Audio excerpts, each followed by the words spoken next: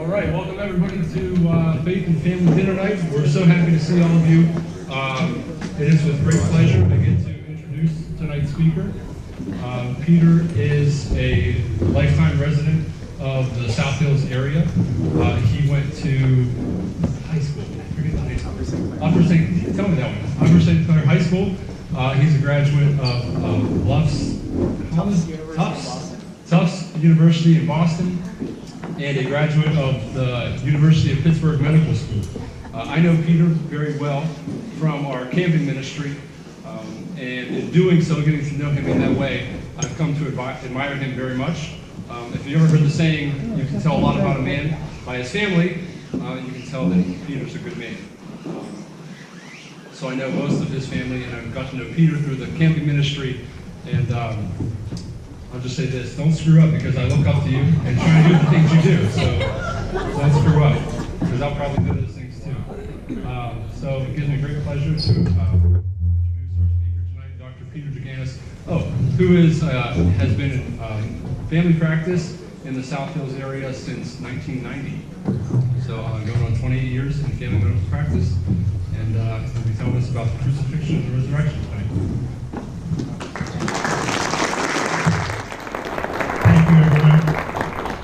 Good to see everyone. Mike, thank you so much. That really was impressive that he remembered 99% of what I just told him a few minutes ago. So that's amazing. And those of you that know Mike wouldn't be surprised, but you really got to watch him in the pavilion up at camp with all those kids around. He's awesome.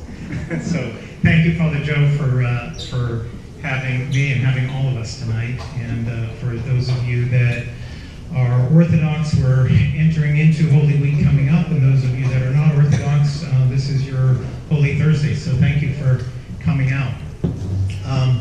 As we're preparing ourselves during this Lenten season to walk with Christ during Holy Week, as he suffered the physical beatings, the humiliation, the painful and the agonal death on the cross, followed by the joy of the resurrection on Pascha Sunday. Do we really understand the severity of the beatings, the sufferings, the mutilation that he endured in order to pay the ransom for our sins? Do we understand the extent of the blood loss that he shed? That blood so that we may have our sins washed away. The Gospels lack much detail on the actual crucifixion. One Gospel says, Pilate, having scourged Jesus, delivered him to be crucified, and they crucified him. The images we often encounter of the crucifixion don't usually portray the suffering, the pain, and the blood loss. Yet, in his prophecy of Christ's death, Isaiah says in Isaiah 52, "See, my servant will prosper. He shall be lifted up, exalted, rise to great heights. As the crowds were appalled on seeing him, so disfigured did he look, that he seemed no longer human. So will the crowds be astonished at him, and kings stand speechless before him." So disfigured did he look, that he looked no longer human. So tonight we'll examine the evidence that we have available to us in order to better appreciate what occurred during the last 24 hours of Christ's time on earth as a human.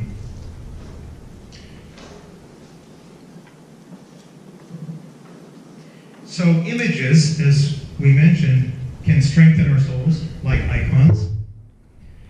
And we have other images of the crucifixion that can strengthen our souls as well. Although Hollywood delivers us images that are distorted and harmful sometimes we have helpful images that can be presented to us as well. One of those examples is a movie in 2004 that some of you have seen called The Passion of the Christ. 2004 came out, was produced and directed by Mel Gibson. Who's seen that movie? So maybe about half. Some have felt that the blood and the gore that was presented in that movie was typical Hollywood sensationalism and was overdone. Was it? So my interest in this subject started when I was in medical school here at Pitt. I happened to be walking past saw a recent journal of the American Medical Association, the JAMA, which is one of the commonly quoted scientific journals in medicine. And on the outside cover of it was that first icon that I had shown you of the crucifixion. So of course it brought my attention to that. I opened it up and I found this article. That was 1986. And the article is entitled "On the Physical Death of Jesus Christ."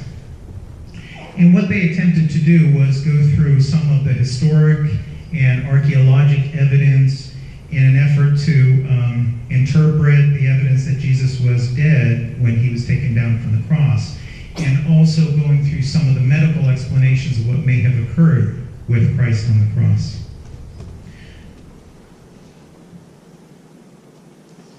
I'd like to introduce another image that we have available to us. And 6 or 7 years before I had found this article, I was in college up in Boston, and this is right on my time.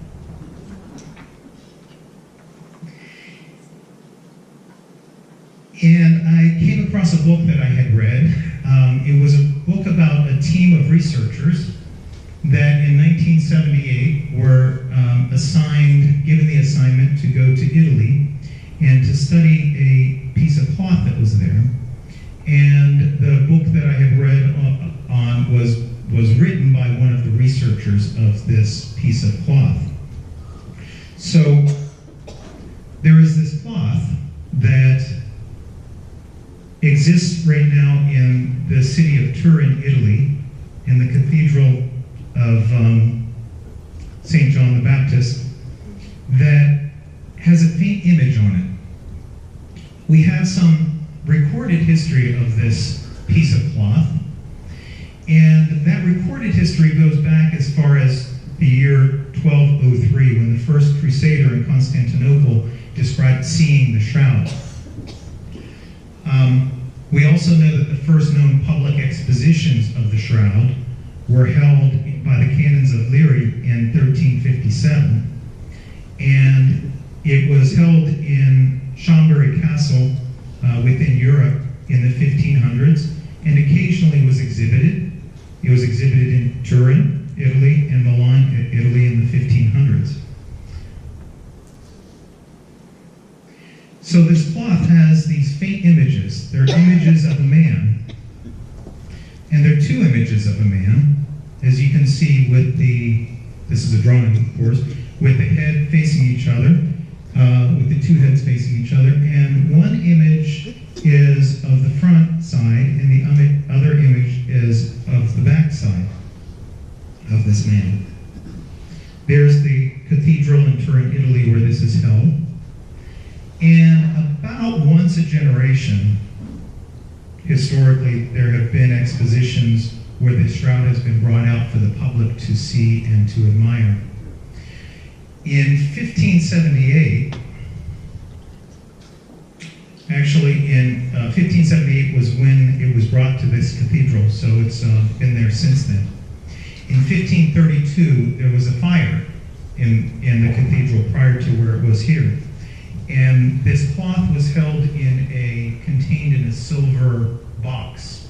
And the silver melted and burnt the corners of this cloth. And so when we look at this cloth, you can see some of the burn marks. And so these are repair marks, these are burn marks that you see here of the cloth. So this is half of the cloth. The cloth is actually about 3.5 by 14 feet total, which is exactly 2 by 8 cubits, which was the ancient Hebrew way of measuring things. And so we have this image. You can see the face here, and you can see the body, arms down here, and legs all the way down. And then we have these burn marks that are really just burn marks. So we try to take our attention away from that. And then these here were repairs that were done by nuns at one point, repairing some of the damage from the fire. There actually was another fire in 1997, but in 1997, they had discovered the fire that had occurred in the cathedral, and the cloth was held behind the cathedral in a heavy plexiglass box. And what the firemen had to do was actually get in there and physically break that box, which was very, very thick, and take the shroud out, this cloth, so that it didn't get damaged, and it actually did not get damaged. So we do have on this cloth this is the front side, again, I showed you, and this is the back side. Head up here, shoulders, buttocks, legs, feet.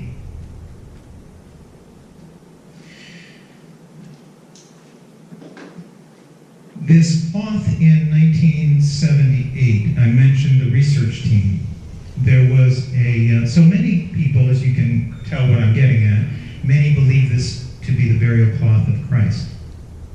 So, in 1978, a research team of, I believe, 30-something researchers from around the world were invited to come and analyze the cloth without causing damage to it. And they took many, many samples. They took hundreds of thousands of photographs. They got a lot of digital information from it. And that research group was called the Shroud of Turin Research Project, STURP, or STURP. And many of these researchers were not Christians. They were scientists that were just out to study this cloth. That book that I had read was by one of the scientists that had started off not being a Christian, and he shared what some of his findings are. I'm going to share with you a few of the conclusions of this Shroud of Turin research project. No pigments, paints, dyes, or stains have been found on the fibrils. X-ray, fluorescence, and microchemistry on the fibrils preclude the possibility of paint being used as a method for creating the image.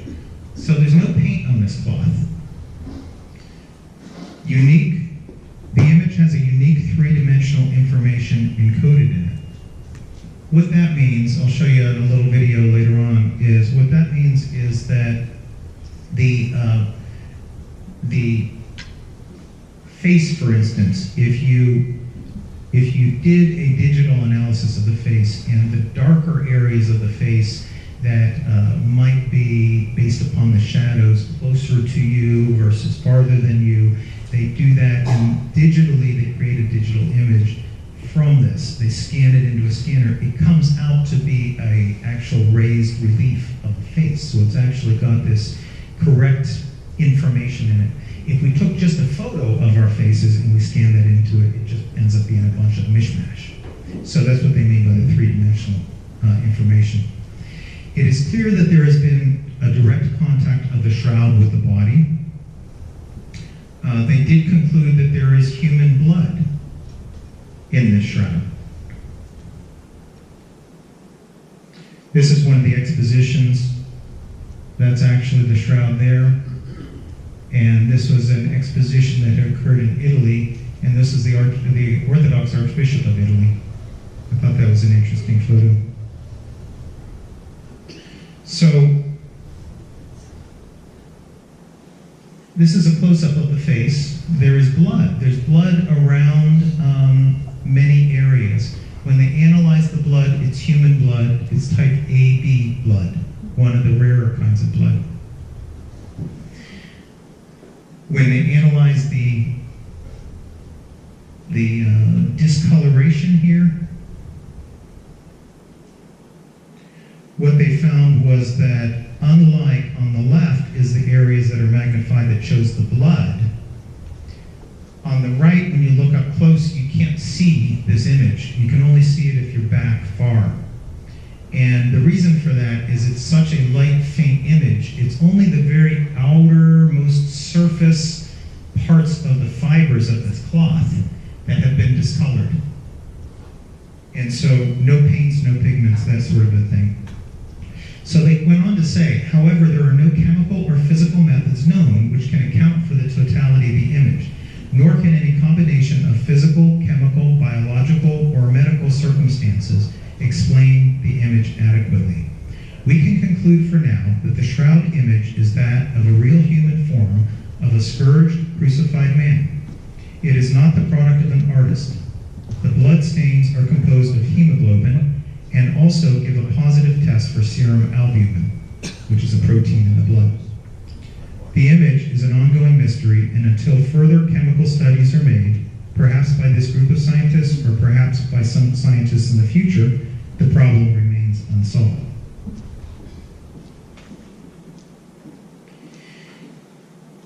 It was also interesting that in 1898, there was a man named Secondo Pia who was commissioned to photograph the shroud.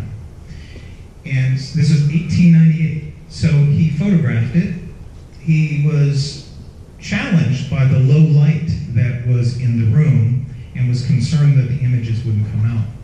As he was developing the images, he was able to find something fascinating. And what he found was that when he created the negative, so this is the photographic negative, those of us that are around enough to know when we would get our photographic negatives, how everything's backwards. The light things are supposed to be dark and the dark things are supposed to be light. That when he created the negative, it became a positive. And if you look, this is a photographic negative, as opposed to that funny coloration that everything's backwards. If you look, here's the regular photograph of the face. And if you look back in the deeper parts of the eyes, they're lighter. See that? The eyeballs themselves are dark, the cheeks are dark.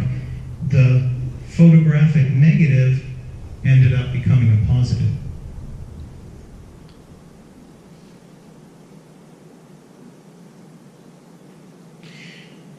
We also have some knowledge that this is an example of a coin of Christ's face,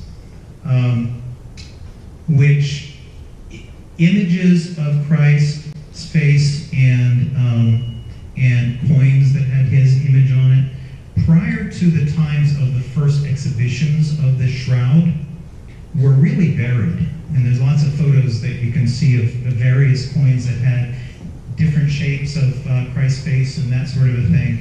Shortly after the first exhibition of the shroud, the coins became relatively more consistent with the longer nose and elongated face.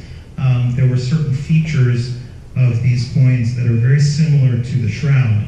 As a matter of fact, this is overlapping one of the coins with the photographic negative of the shroud, and you can see how close that is to the shroud. Also, I'll talk more as we go on, but one of the eyes in this shroud, the area around the eye is very badly bruised and swollen, and the eye itself may be damaged. And even in the coins, you can see that in the eye. And even some of our older iconography has the one eye that looks a little bit different. So they did lots of testing on the shroud. One of the things that they did was with tape, they pulled off pollen particles. And what they found was, we know that pollen doesn't degenerate over many, many years. It can remain stable.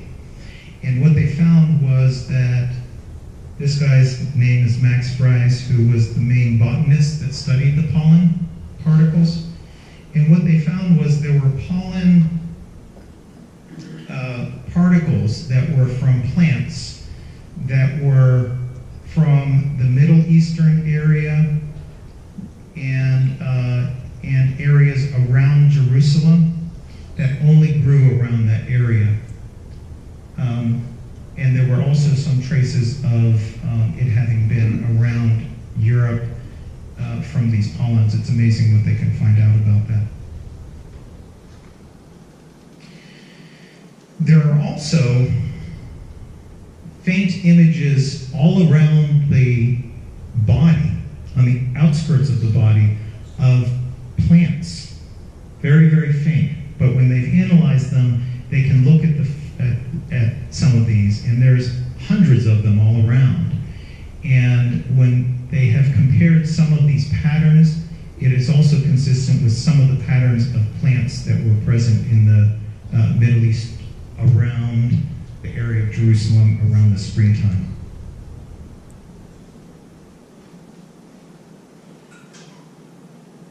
The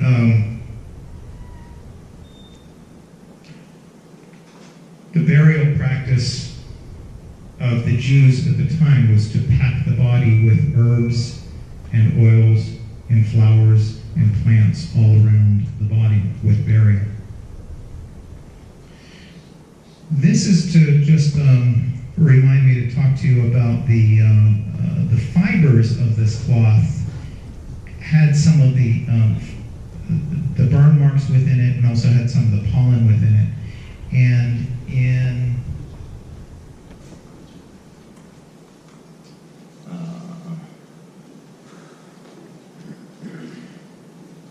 1988,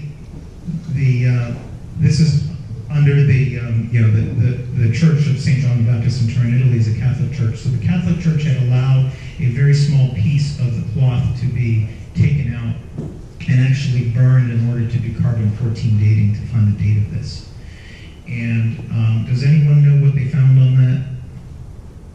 They found that it came, I think, from the 13th or 15th century, but when they took that sample, it was from a part of the repaired part of the shroud. Right. So initially, people thought, well, you know, we have our first recorded evidence back in the 1200s, 1300s, and the carbon dating showed it to be from the 12th century, 13th century, somewhere around that time. But since then, they have found that the particle that they took was actually contaminated with some of the burn particles, as well as the pollens that have accumulated over time can make that more early. It hasn't been carbon dated again. In order to carbon date, you have to actually destroy part of it, and so it hasn't been dated again.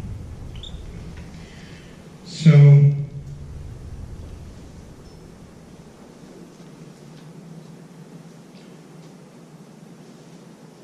okay, so that's what I wanted to tell you about the shroud. I will share with you and emphasize that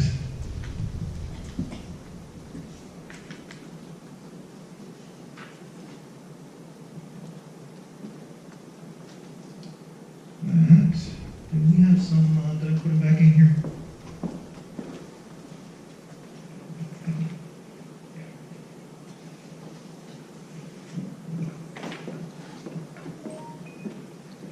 In the Gospel of John,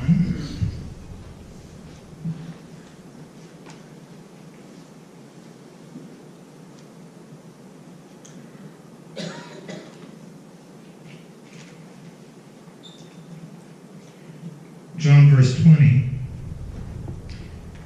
or chapter 20, verses 6 and 7 says, upon the discovery of the empty tomb, then Simon Peter came, following him, and went into the tomb, and he saw the linen cloths lying there, and the handkerchief that had been around his head, not lying with the linen cloths, but folded together in a place by itself. So actually all four Gospels make reference to the burial cloths that they found when they discovered the empty tomb. So they actually made an effort to point that out.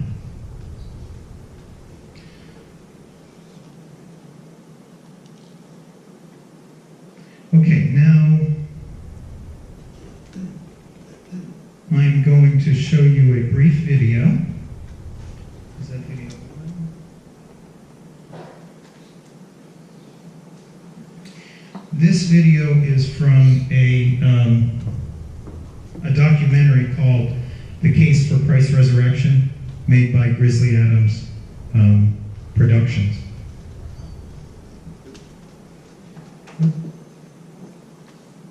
Pulmonary failure is clear cut.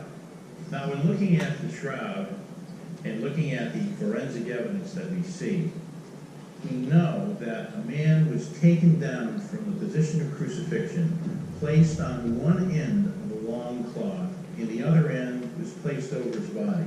And we know this because there was moist blood clots that were still on the body, and that blood soaked into the cloth. And that information tells us that this man died in the position of crucifixion. Furthermore, we see evidence of a tremendous beating, a scourging. This man was flogged very, very badly. Now, from all this material, from all this forensic evidence that we see here in the shroud, we see that this man, who is buried in this cloth, died in the exact same manner that Jesus died. The question is this Jesus? Is the image in the shroud the image of Jesus himself? To find the answer, we must ask yet another key question. How did the image come to be there in the first place? The answer is really nobody knows. I mean, the image is inexplicable. We after thousands and thousands of hours of investigation using all kinds of highly technical gear, we still do not understand why or how this image came to be. The shroud image is made from tiny fibers that are 1/10 the size of human hair. And the picture elements are actually randomly distributed like the dots in your newspaper photograph or magazine photograph. To do this, you would need an incredibly accurate atomic laser. This technology does not exist.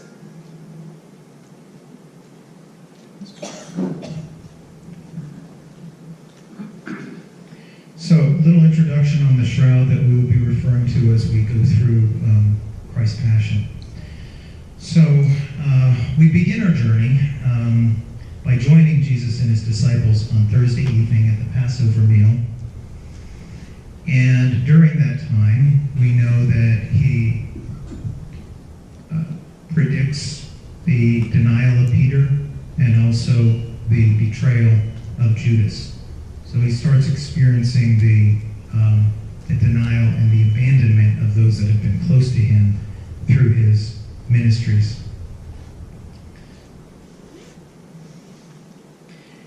In the book of Psalm, by the way, if you don't know already, many of you already know that the Old Testament is filled with so many prophecies about Christ that some believe that there are 300 plus prophecies of Christ's existence and some of the details of what had occurred that is just fascinating, that ended up fulfilling the scripture.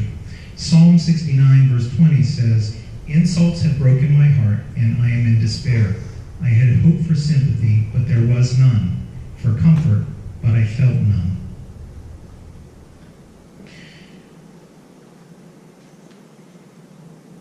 Then after the meal,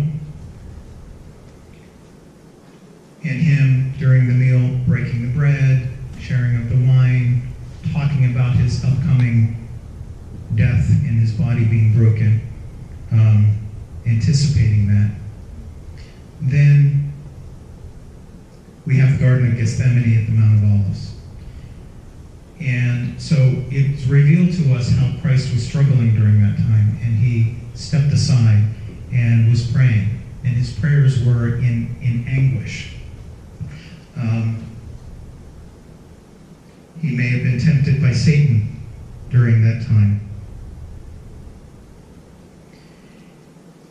And we know he turned to his friends and his colleagues, his disciples, and they were sleeping. And he was asking for companionship during that time.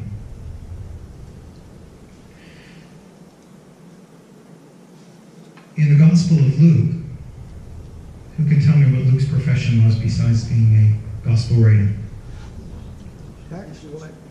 Physician. Luke was a physician. In the Gospel of Luke, in chapter 22, when he talks about the moment in the Garden of Gethsemane of Christ's anguish, he says the following: "Then he withdrew from them about a stone's throw away and knelt down and prayed, if you are willing, take this cup away from me. Nevertheless, let your will be done, not mine." Then an angel appeared to him, coming from heaven to give him strength.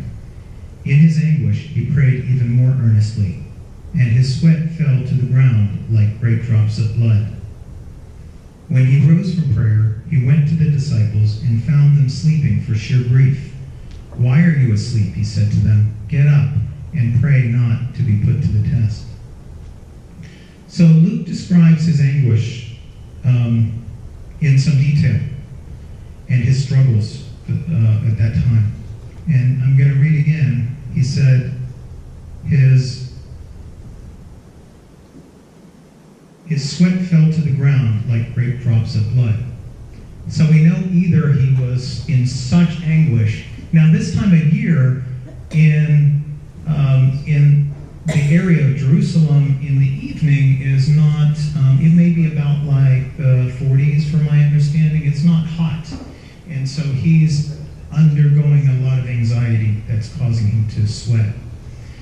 There actually is a rare medical condition that is reported and does exist. It's called hematidrosis, and it's actually a condition where the sweat glands can break down, and it occurs in states of either severe physical strain and stress or emotional stress, and the sweat glands can break down so much that through the pores blood can come out.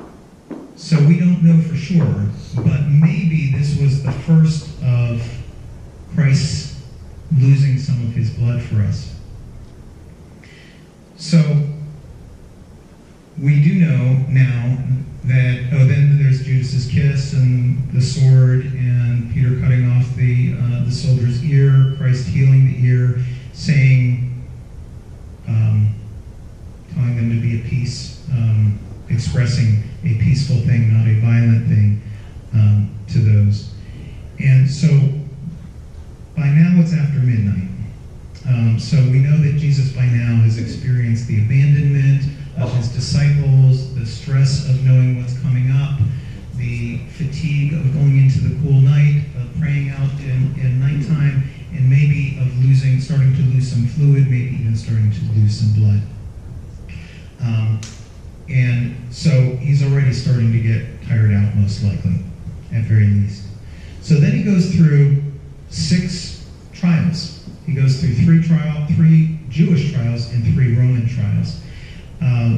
Remember, the Jews were under the rule of the Romans, and so they were ruling over the Jews, but the Romans were also cautious not to allow any kind of rebellion occurring from the Jews. And so they allowed the Jews to have some of their customs and some of their legal proceedings, but they oversaw that as well. So the first 3 trials were Jewish. Annas the high priest, who was the political leader of Judea, the father-in-law of Caiaphas. He was in his 80s, he was a Sadducee, and he considered Christ to be a false prophet. He was in charge of those in the temple who bargained and sold, and who were so drastically criticized by Christ, and hence Annas really despised Christ deeply. We also have a description that when he was there meeting with Annas, he was struck in the face with Annas' hand. And we also have Peter's denial that occurred during that time. Now from 1 a.m. to daybreak, we have Caiaphas, who was the Jewish high priest for the year. He served as the presiding officer of the Sanhedrin, and then the Sanhedrin. The Sanhedrin was the highest judicial and ecclesiastical council of the ancient Jewish nation, and so it was really the Jewish court. So during the Sanhedrin trial, it is described that they spit in his face, they mocked him, they blindfolded him, and told him to identify them. The Sanhedrin was not allowed under the rules of the Romans to impose the death penalty, and any of those penalties were required to be reviewed by the Roman governor in Jerusalem. So therefore he was turned over to the Romans. By now it's early morning.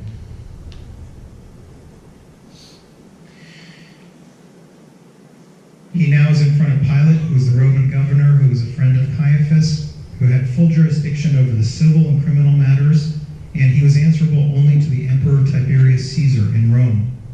He was actually, this is Pilate, known to be one of the most brutal rulers ever.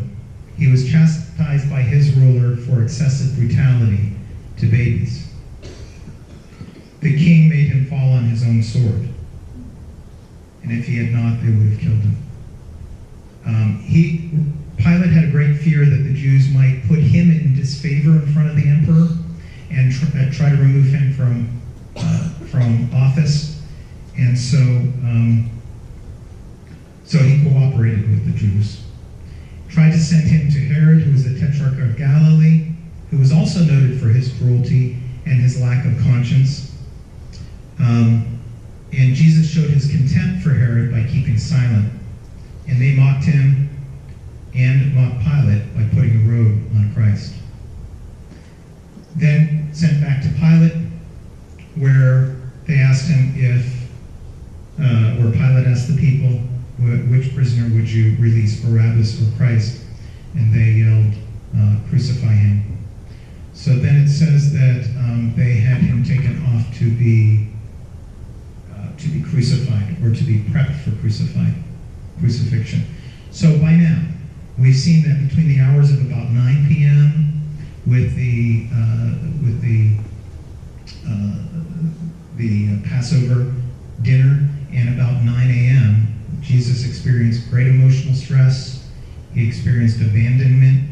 He experienced beatings, a traumatic and sleepless night. He walked over 2.5 miles, and he went through 6 trials. This made him especially vulnerable to the scourging or the whipping that he was about to receive. So with that, why don't we take our break, get a little bit something, and we'll come back and we'll talk about crucifixion.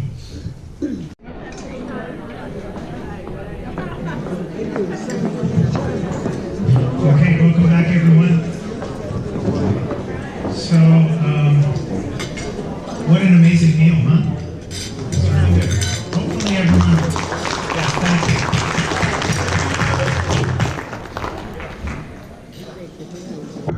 Hopefully everyone enjoyed that meal, and my apologies timing-wise ahead of time, as the coming material is difficult, but I just want to make sure warn it's you on the right ahead of spot. time that it's presented for us to understand the reality of things, and therefore it may be a little difficult to hear and see, but as we get through this, we will see and understand the suffering and the love that Christ gave to us. So, as we left off,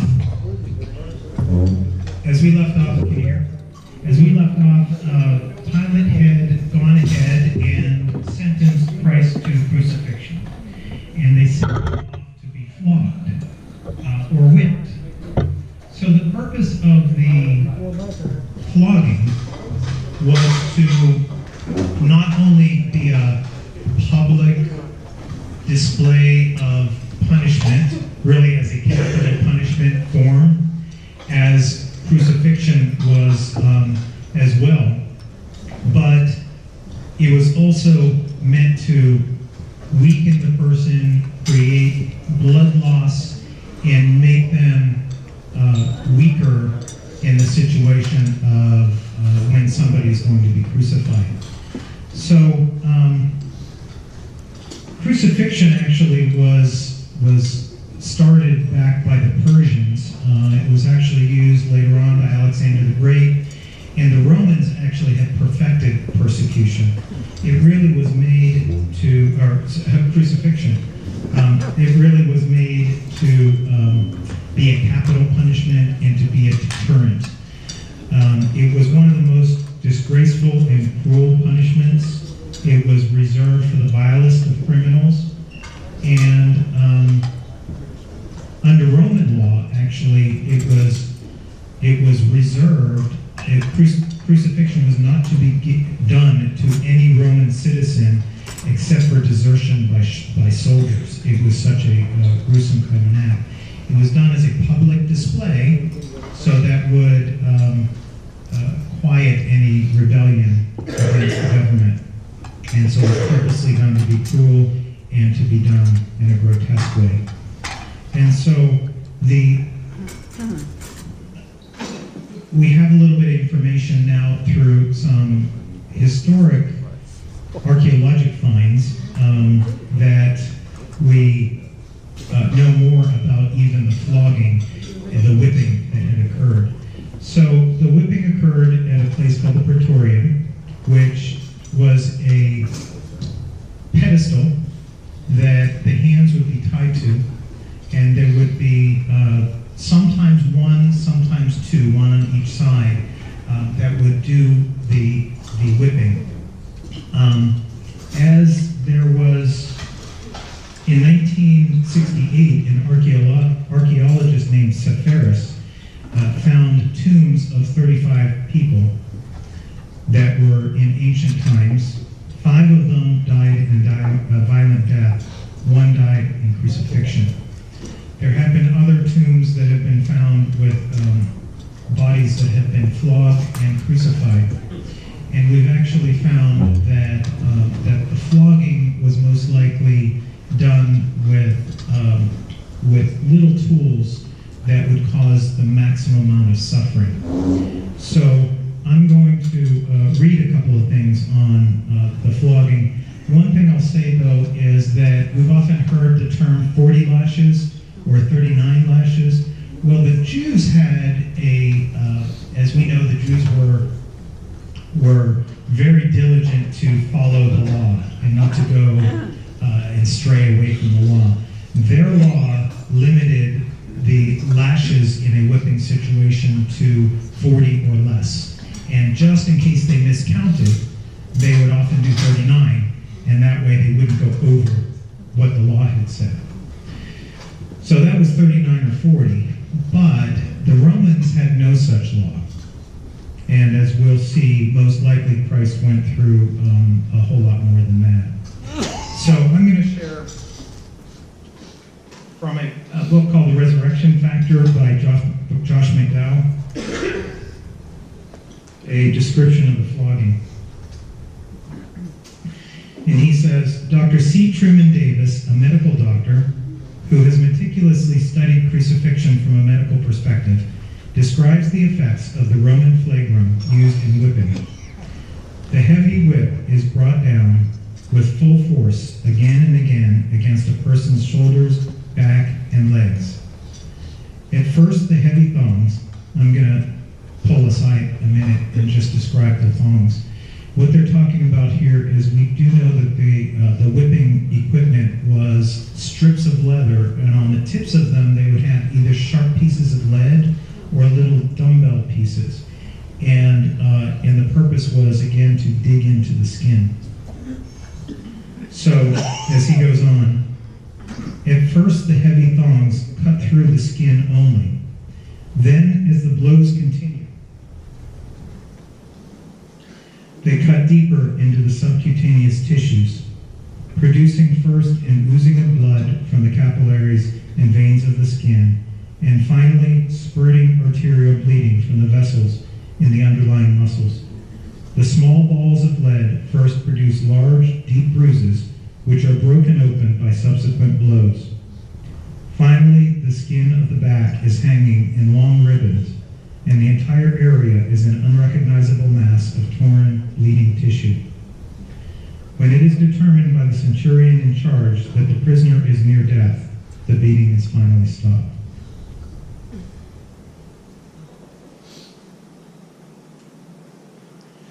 I mentioned that most likely Christ received more whippings than 40 because of the Roman law not having a limit. And we do have on the back image on the shroud, we have a series of marks. Sorry, we have a series of marks on the back that are blood-stained marks, and they actually go at a certain angle on one side of the back and a certain angle on the other side of the back. The angles are different on both sides, consistent with a person on each side of this person doing the whipping, and they were probably at different heights. That's why those angles are a little bit different. The shroud has some estimates 100 to 120 of the whip marks. I saw something else that said as many as 300.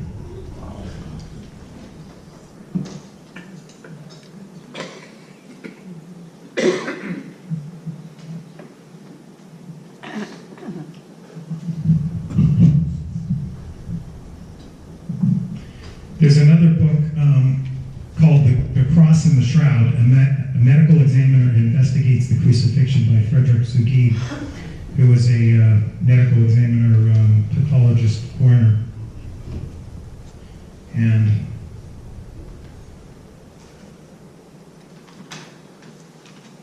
he also describes the scourging. The victim writhed, rolled, trembled, and twisted in agony, falling to his knees, only to be jerked back on his feet time and time again, until he could no longer stand up. Bouts of vomiting, tremors, seizures, and fainting fits occurred at various intervals, and sometimes appeared concomitantly during these maneuvers. They were agonizing, blood-chilling shrieks by the victim at the conclusion of each lash, usually with begging and pleading for mercy. The victim was reduced to an exhausted, mangled mass of flesh with a craving for water. He was in a state of traumatic shock.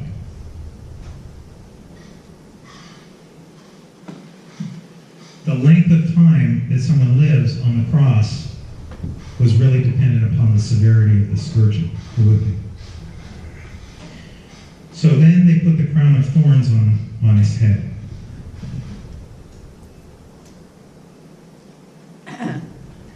Sometimes we see the crown as being like this, whereas a ring. Sometimes we see the crown as being a full crown all the way over.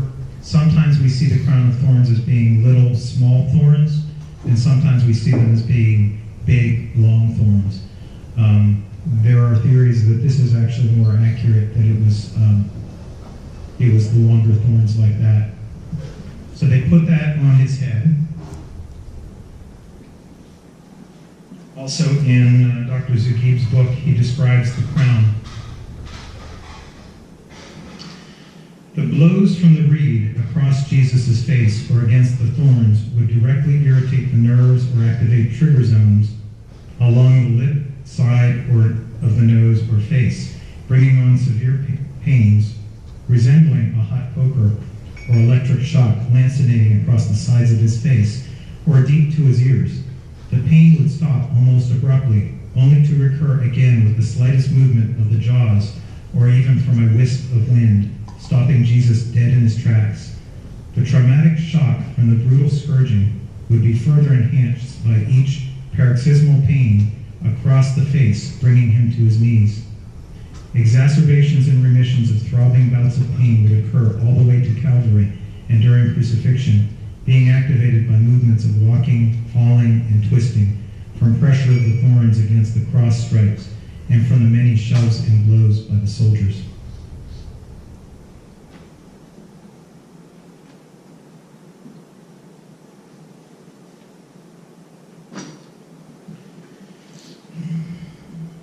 I don't know if anyone has themselves or witnessed somebody that had a cut on the head and the scalp. And what happens at first is the face just seems like it's filled with blood. And when you actually clear all that up and look, it might be a little cut like this. Have you experienced that? There's a lot of blood vessels in the scalp. And so little lacerations can do that. I can vouch for that just a few weeks ago when I smashed my head on a light bulb. So we know that the skin of the scalp is very vascular, has a whole lot of blood supply. And so most likely, in addition to all of the blood that we just heard described that he lost with the flogging and the whipping, with the crown of thorns, there was a not only significant amount of horrible pain with that, but also a significant amount of bleeding, as you can imagine.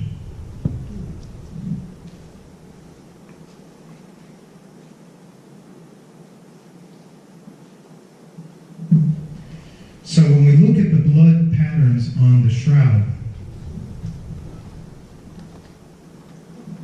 this is just to accentuate the blood, is just a little bit of a different accent.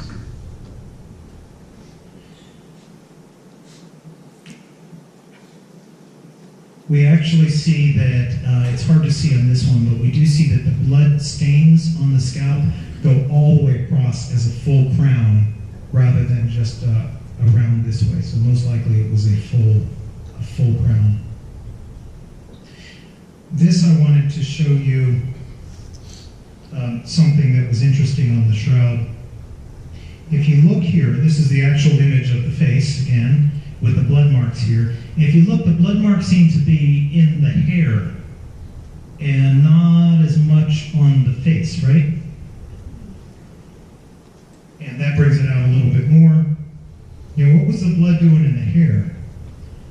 And so, in Zagib's book, he does describe some of the studies that he oversaw with looking at some of that. And what they did do was they took a cloth and they put it over, they marked blood stains on somebody's head and put it over and wrapped around the head in this way.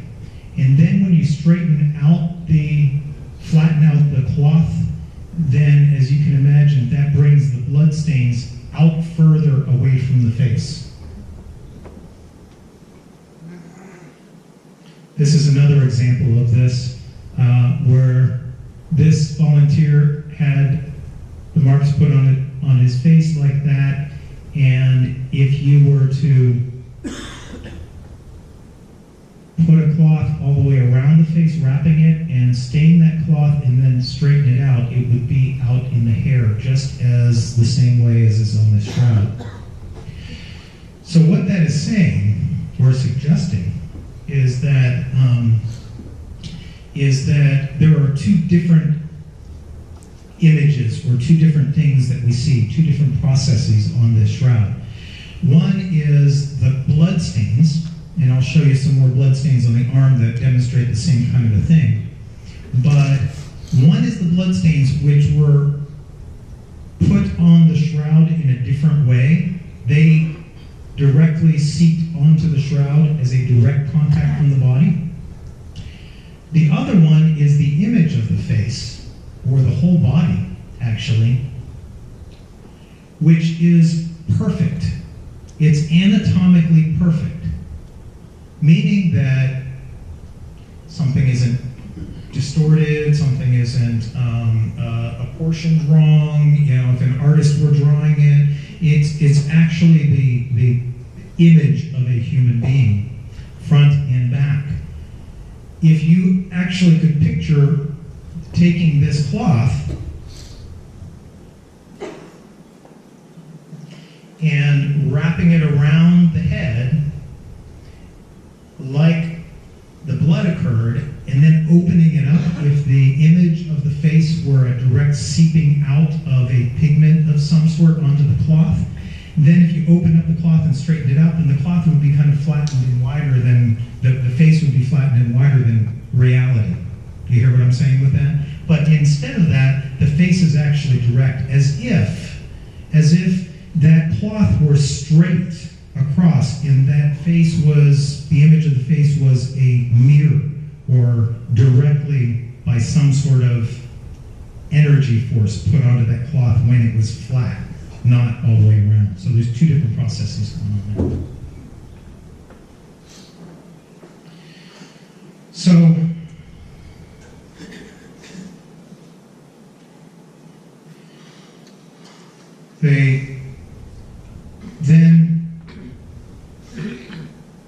So we have the severe scourging, the blood loss. We have maybe the hematidrosis that occurred at the Garden of Gethsemane with some blood loss. We have the blood loss that occurred with the crown of thorns. We have a theme going on here: bleeding, blood loss. And in addition to that, now, as likely he was wearing this robe with the blood that was all over that starting to dry. Now they tore off that robe, and probably with all the pain involved, then started the bleeding process again.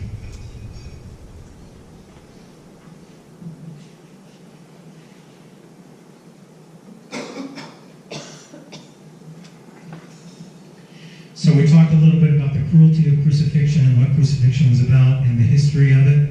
It was customary for the criminal to carry the cross from the flogging site to the crucifixion site.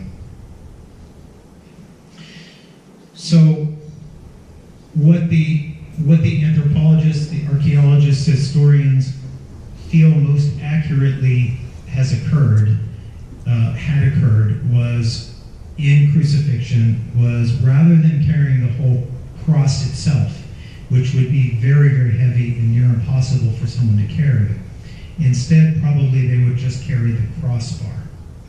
So the estimate of just the crossbar alone is 75 to 125 pounds.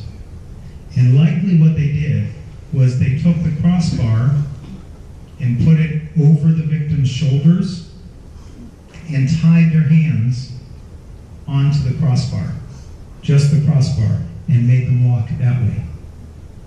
So we already know that Christ was weakened from all of this, in a state of possibly near shock, and the site from the flogging to the crucifixion site is about 1/3 of a mile.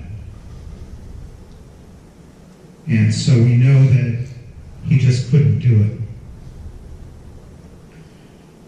We do have severe bruise marks and abrasions on the shoulders, both shoulders of this shroud, consistent with carrying the cross on the shoulders like I was describing.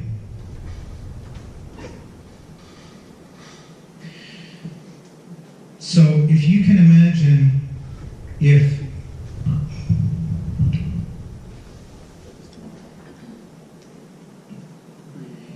you can imagine me having the crossbar 75 to 125 pounds across my shoulders with my hands over that crossbar like this, tied onto that, in a weakened form having to walk, of course, what am I going to do? I'm going to fall. And we do know that he was thrown to the ground. We do know that he fell, he couldn't carry the cross. If you picture what happens as somebody who has that kind of weight on them is falling down, first thing that hits probably would be the knee. The shroud itself seems to have on one of the knees severe bruising and blood also, and some of the experts have said maybe some distortion in that as well. The next thing that would happen as you fall is, if you can imagine, where do you go next with all this? Face right down into the ground, right into the gravel to ground with all of that weight going on it, with the crown of thorns, all of that, over and over again. The shroud actually has, around the face, there are some calcium carbonates and calcium type of crystals that are found around the face and the cheeks that are consistent with the ground in that area. There's also a severely swollen one eye, as I had mentioned, with even some thought of one of the eyeballs being punctured and gone. So we know that he couldn't carry the cross, and so they had someone else carry the cross the rest of the way for him. So now he's at the area of the crucifixion. They throw him down to the ground, onto his back, opening up those wounds again, contaminating all that area with dirt. each time that he's breathing, that's rubbing and scraping against the rough wood, and he's getting continued blood loss. So now the nails.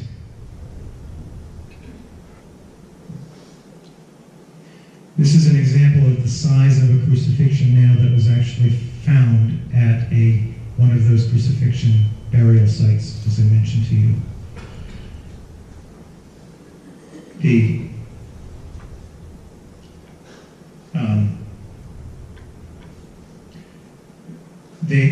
You can see it as not being round. You can see it as being a elongated pyramid kind of a shape. Very long and very wide as well.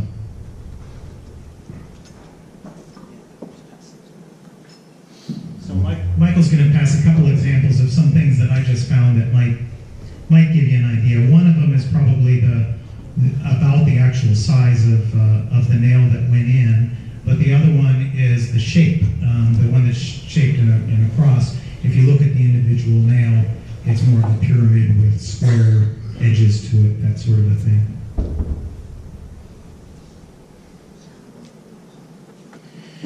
So we know that the hands were nailed to the cross. The word hand refers to more than just the palm. It can refer to any area of the upper extremity. There have been cadaver studies that have been done on real cadavers when they have put nails through the palms, and the estimated weight of pulling down, if that's to hold an average 175-pound male, the average weight on each of those arms, given the angles, would be 175 to 200 pounds pull on each arm. What has happened in those studies as they've done that, is it pulls the hand right off that nail and it pulls right through. So the hands themselves are not able to hold that much weight. They have done in those cadaver studies, when they put the nails in the wrists rather than the hands, they have been able to have that nail go into the wrist, in between the wrist bones, not break any bone, but hold the weight without tearing through.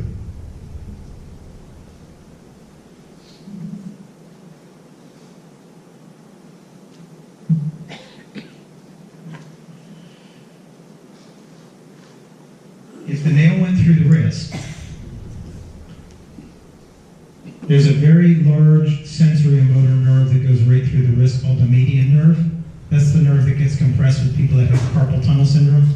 If any of you have suffered from carpal tunnel syndrome or know some people that have, it can be a very painful thing. So that median nerve goes right through that wrist. And so a nail going right in that area would just go right into and sever right through that median nerve.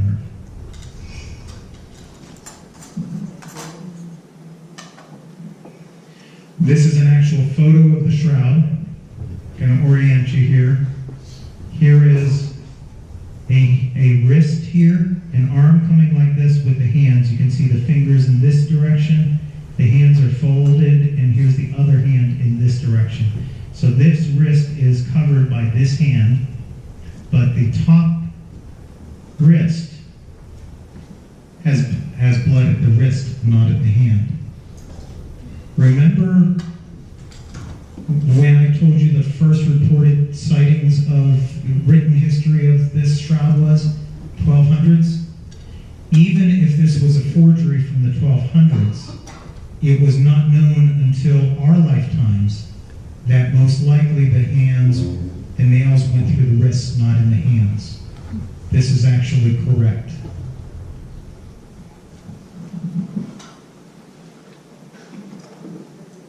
That's just showing the anatomy of the wrist, and you can imagine the horrible pain there.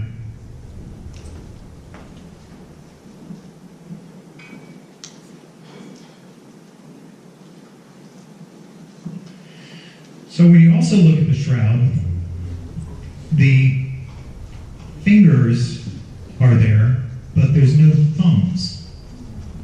So the image all the way on the right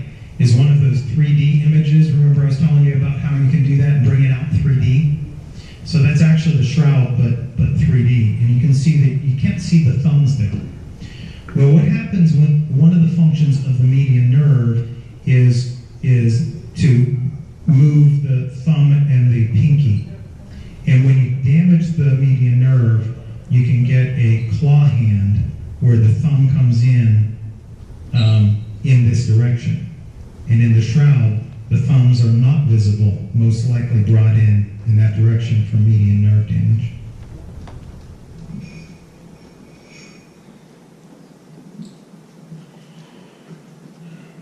So they put him on the cross, they nailed his feet to the cross.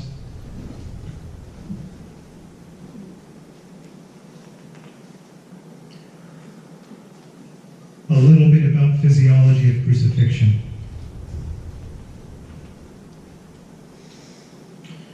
So who can tell me how you die on a cross? Bleed to death? Suffocate. I heard a lot of suffocating.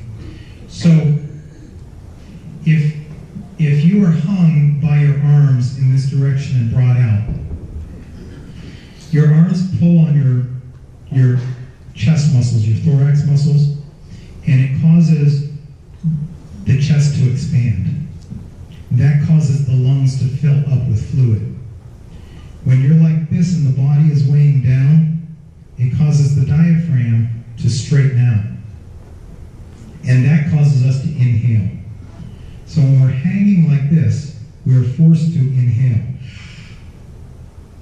In order to blow that air out, we have to. It's impossible to blow that air out in that position. In order to blow that air out, you have to bring those arms down like this so you can breathe.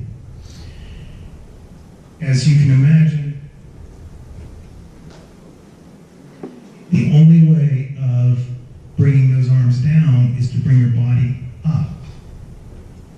So you have to push the weight against the nails in the feet. Scrape the back against the board and twist those arms around those square nails in order just to take a breath.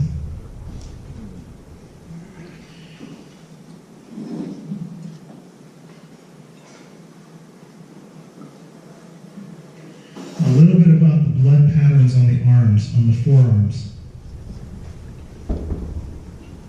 You can see these blood up on the forearms here. And then there's also some other areas of blood. If you picture a crucified man up on a cross, there would be two positions of blood running down the arms. They would run from the wrists down towards the body. One position would be like this down. The other position would be like this. So inhaling and exhaling, the arms change position, and there's two different directions that the blood would be flowing. On the shroud, actually, there are two directions of the blood flow on the arms.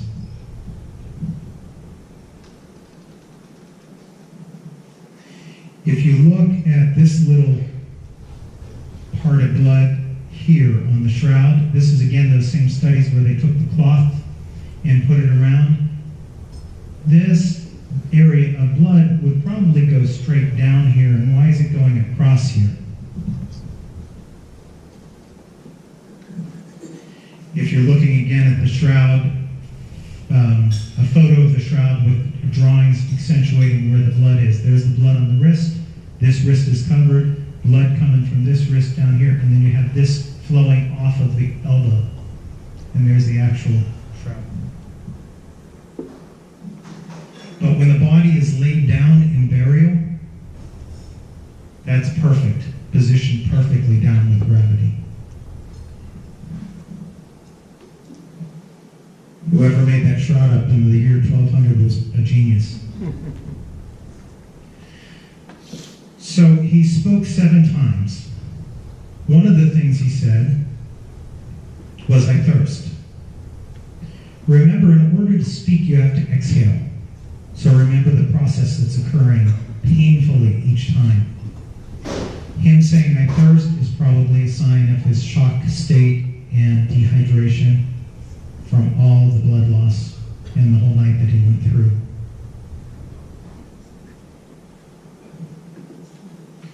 He is experiencing more trauma, as foretold in Psalm 69.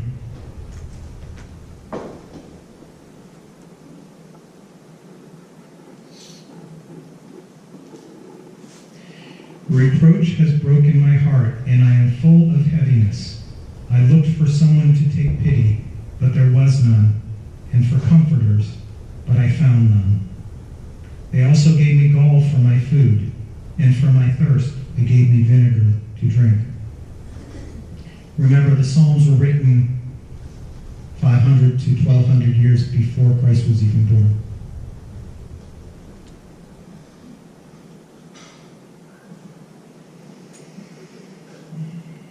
He was probably on the cross for 3 to 6 hours in that kind of an agony state,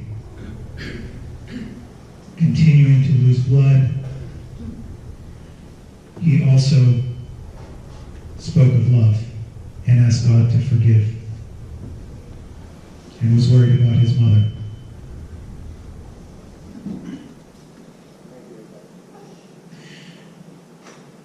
When they came around, the descriptions also sound like he died rather suddenly.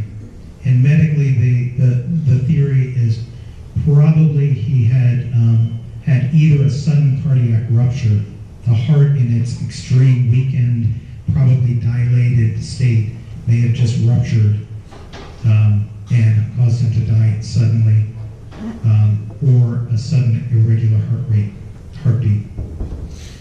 So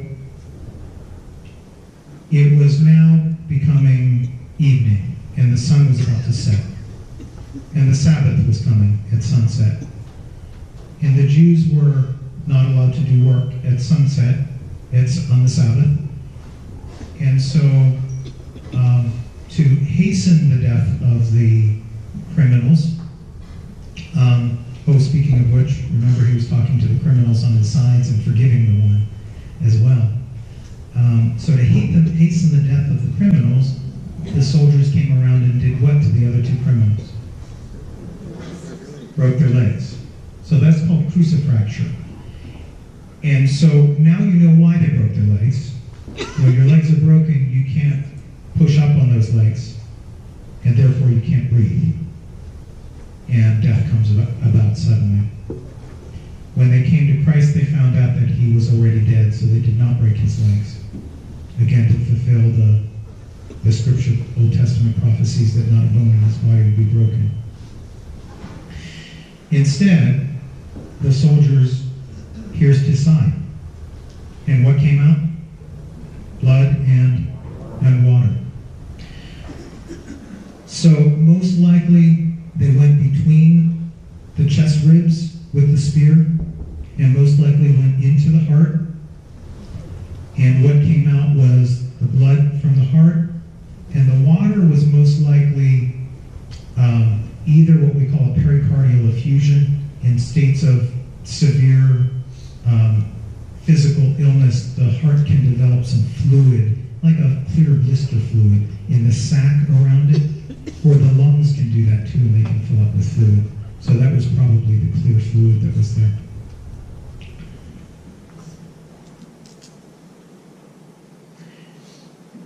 So also, most likely, the gospel writers made sure that they put in that the spear went into the heart, so that it is well documented as well that not only did Christ go through what he went through.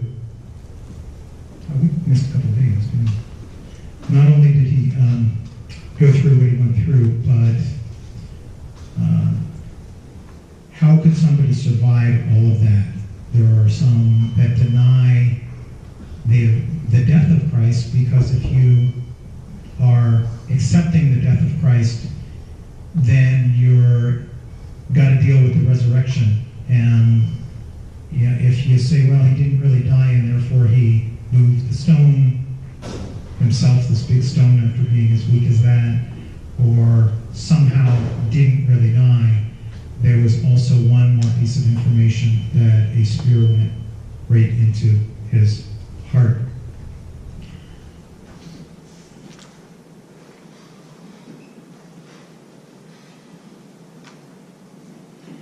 So, I'm just looking to see if there was a video.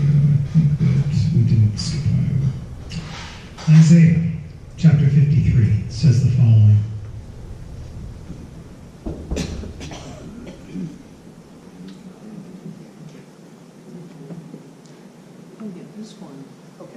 We did miss one. I'll just show this real quick. Go ahead and show this. This is showing the shroud and those little metal things, and matching it up with the shroud on the flogging.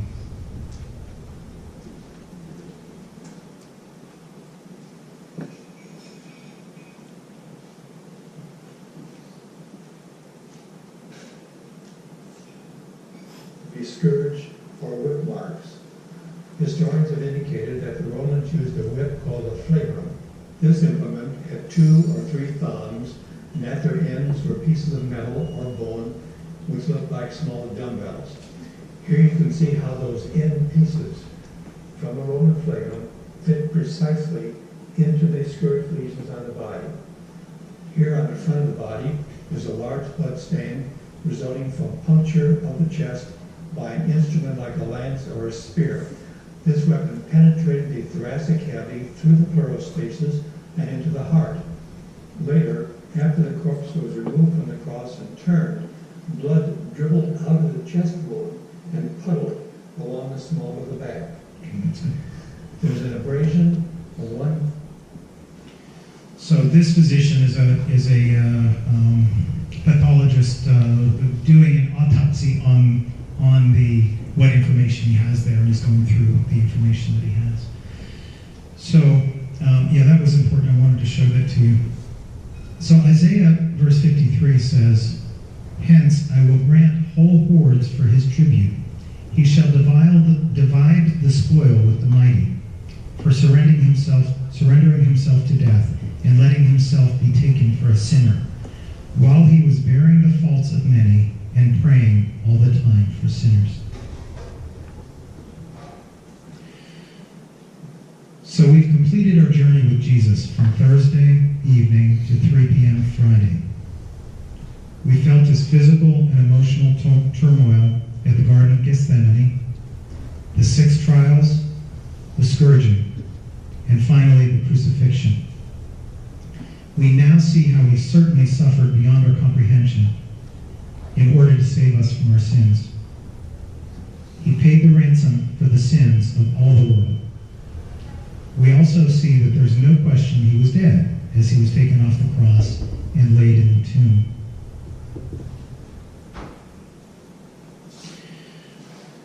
So if the story ended here with Christ's suffering and death, we would be left without an important ending, right? We all know that after Christ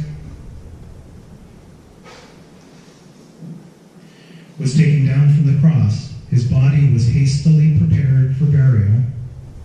Hastily, why? Sabbath. They had to finish that. Wrapped in the shroud, placed in the tomb, and the tomb was sealed.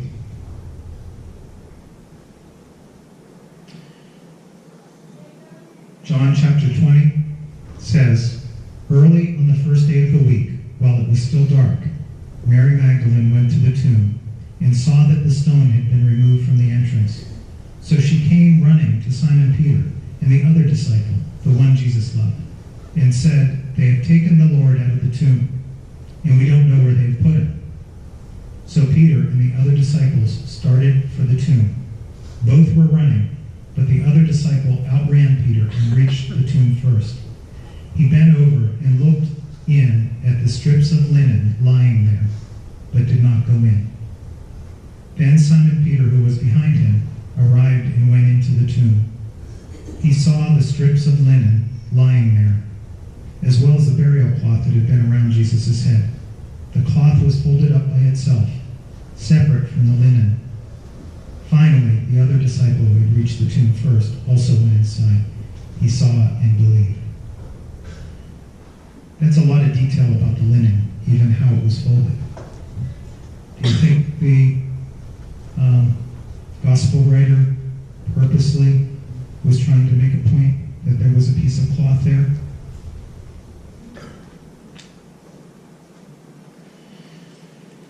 So, what does the shroud reveal to us about the resurrection?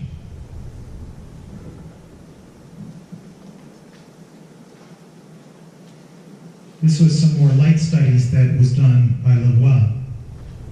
And without going into the details, just showing some of the pictures, there were a couple of points that he made by the lighting and the hair position on the shroud. On the left there is the negative of the shroud, kind of accentuating the lighting. On the right is a negative of a face.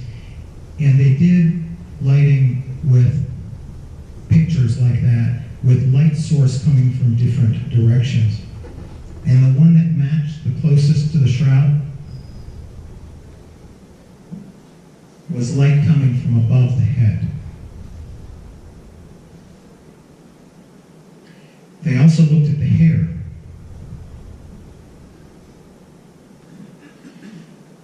And the hair is straight down and not all messed up.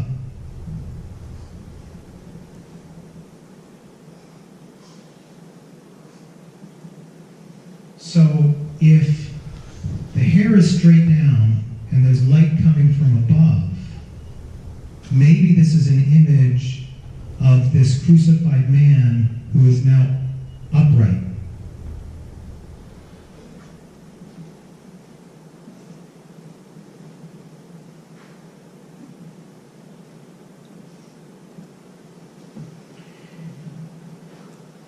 If you look at the feet on the shroud,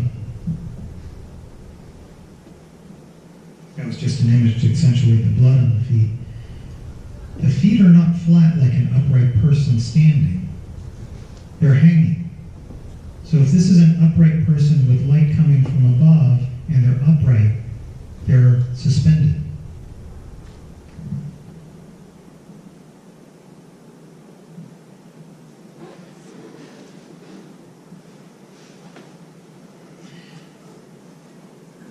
So the next video I'm going to show you is one of the theories that may explain how this image got there. And so I'm going to go ahead and show that.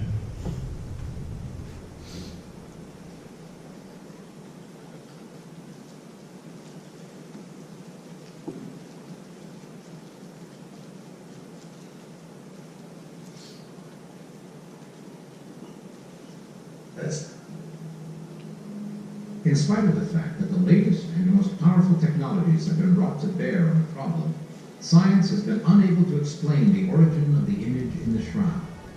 Yet that has not prevented researchers from making some truly revolutionary discoveries. After years of studying the shroud, Dame Isabel Pitzig, a particle physicist, believes the shroud has brought science to the threshold of a whole new understanding of physics. While dealing with the position of the body within the cloth, she discovered one of those mysterious properties that cannot be, yet somehow is. An interface that divides the image transport into two hermetically separate yet simultaneous actions and forces, causing the shroud to be taut and parallel on both sides, creating a true event horizon. In general relativity, we have found that there are certain things called black holes. Now, the surface of a black hole is called an event horizon. And it's called that because right at that surface, the laws of physics seem to change character drastically. When you look at the image of the shroud, the two bodies next to each other, you feel that it's a flat image. But if you create, for instance, a three-dimensional object, as I did, the real body, then you realize that the there is a strange dividing element, an interface, from which the image is projected up and the image is projected down. The muscles of the body are absolutely not crossed against the stone of the tomb. They are perfect. It means that the body is hovering between the two sides of the shroud. What does that mean? That there is absolutely no gravity. Other strange things you discover that the image is absolutely undistorted. Now, if you imagine that the cloth was wrinkled, tied, wrapped around the body, and all of a sudden you see a perfect image, which is impossible unless the shroud was made absolutely taut, rigidly taut. Everybody thinks that the tomb signifies death. Not at all, the exact opposite. The shroud and the tomb signifies an unbelievable beginning. We have nothing less in the tomb of Christ than the beginning of a new universe.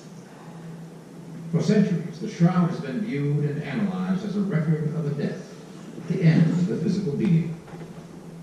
But Isabel Pitts is suggesting that it is in fact just the opposite, a record not of an ending, but a beginning, which would suggest resurrection in its truest sense. And she...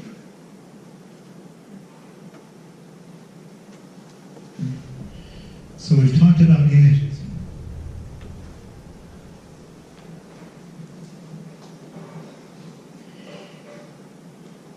And as you can see, it's my belief, and I think it's very hard to argue otherwise, that we may be looking at an image of the resurrection itself.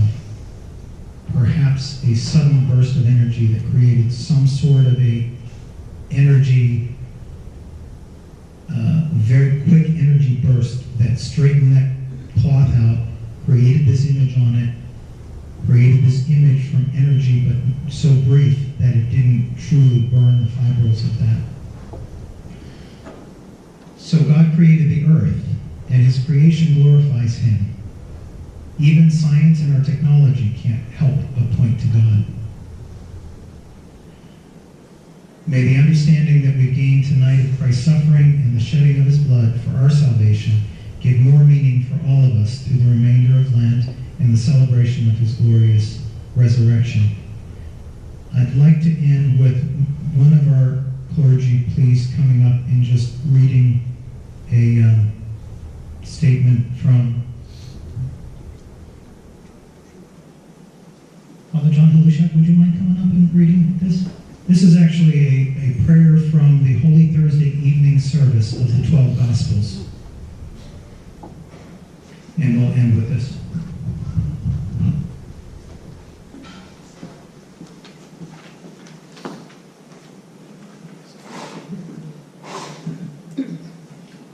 Stand for prayer.